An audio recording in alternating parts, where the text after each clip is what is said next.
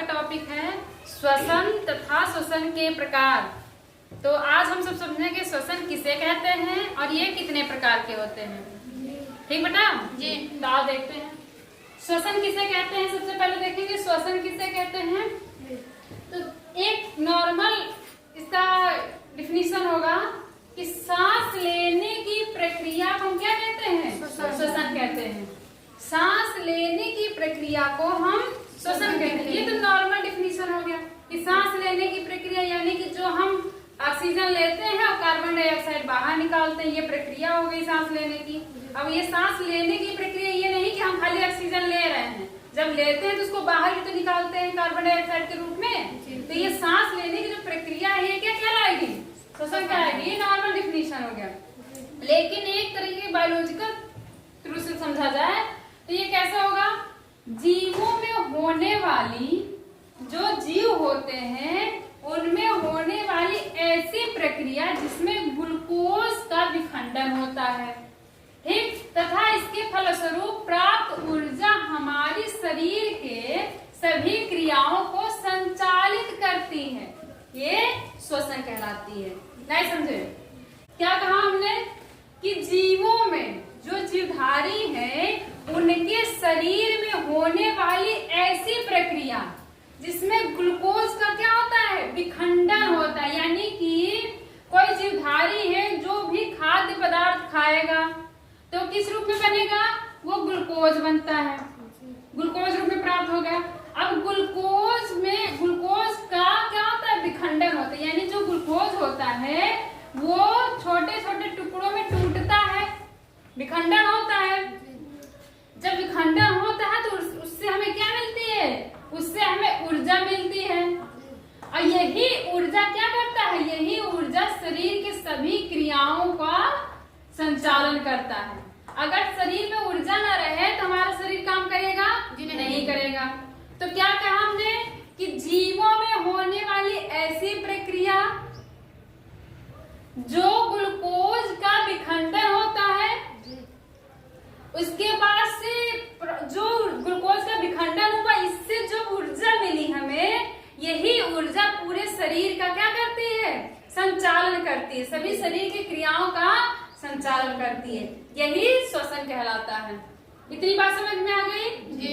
एक बार फिर से देख लेंगे, जीवों में होने वाली ऐसी प्रक्रिया जिसमें ग्लूकोज का विखंडन होता है, ग्लूकोज का विखंडन होता है, इसके फलस्वरूप प्राप्त हमारी ऊर्जा, यानी ये विखंडन के बाद जो ऊर्जा मिली, यही ऊर्जा पूरे शरीर के सभी क्रियाओं को संचालित करती है, यही श्वसन कहलाता है। कंफर्म हुआ जी।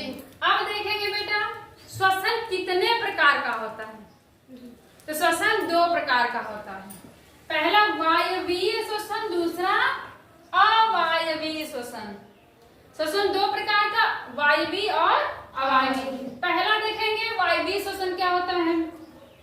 वायवीय से ही समझ में आ रहा है कि वायु, यानी कि इसको हम आक्सीय श्वसन भी बोलते हैं, इसको हम आक्सीय श्वसन भी बोलते हैं और इसको अनाक्सीय श्वसन बोला जाता है, अनाक्सीय श्वसन। अब देखेंगे आक्सीय श्वसन क्या होता है। यह ऑक्सीजन की उपस्थिति में होता है।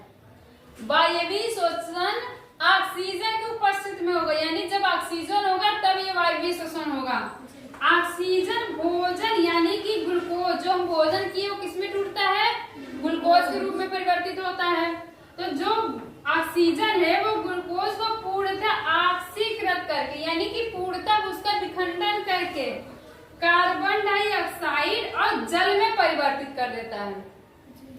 यानी कि जो ग्लूकोज है वो ऑक्सीजन की उपस्थिति में होता है और ये तोड़कर कार्बन डाइऑक्साइड और जल में परिवर्तित कर देता है।